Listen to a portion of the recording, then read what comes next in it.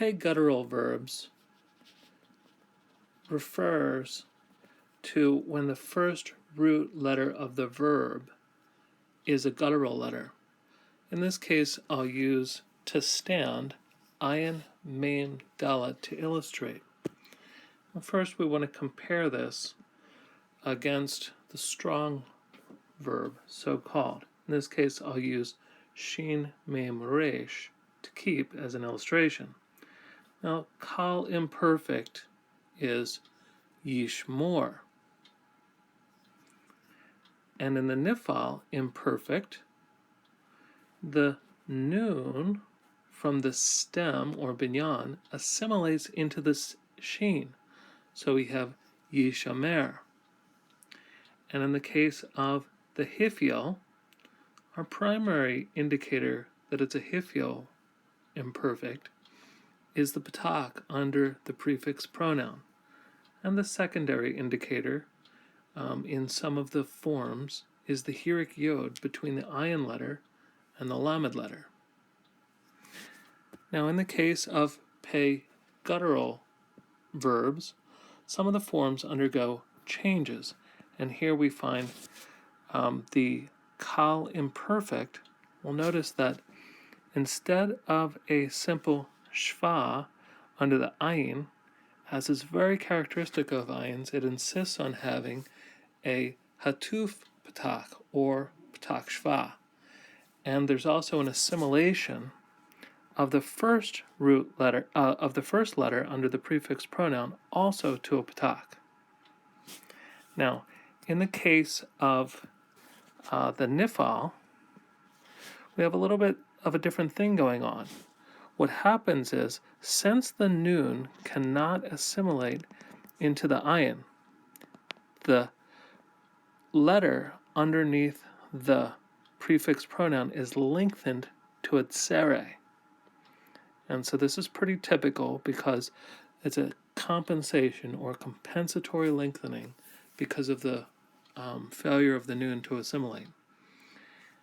And then finally, you'll notice that the only real difference we can see between the kal and the hifiel in the case of an peh-guttural with an ayin letter is the secondary indicator of the hirik yod.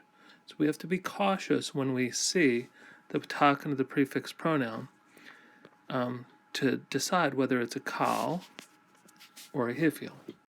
One illustration. Vayomer ha-navi al ta'avadu et Elohei ha-goyim. The subject here is Navi, prophet, and the prophet said, "Do not serve the gods of the nations."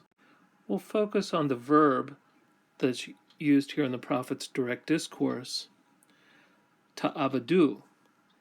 Now this verb is in the imperfect to MP. All of that looks fairly normal. Now, at first, we might be tempted to think that this is a hifiel because of the patak under the prefix pronoun. However, once we notice that there's an ayin in the peh position, we realize, oh, the patak may not be because of a hifiel, but rather it's assimilated because of the demands of going into the ayin letter. So, in fact, that's correct. This is a kal imperfect to MP. And so just briefly, we'll want to compare this. I'm going to use 3 blank root letters for right now.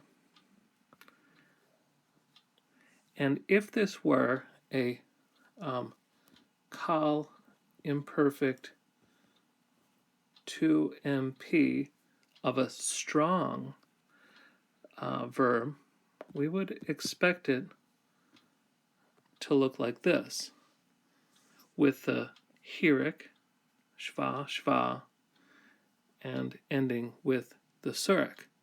So the difference is the assimilation of the letters under the prefix pronoun and also under the first root letter into a patak.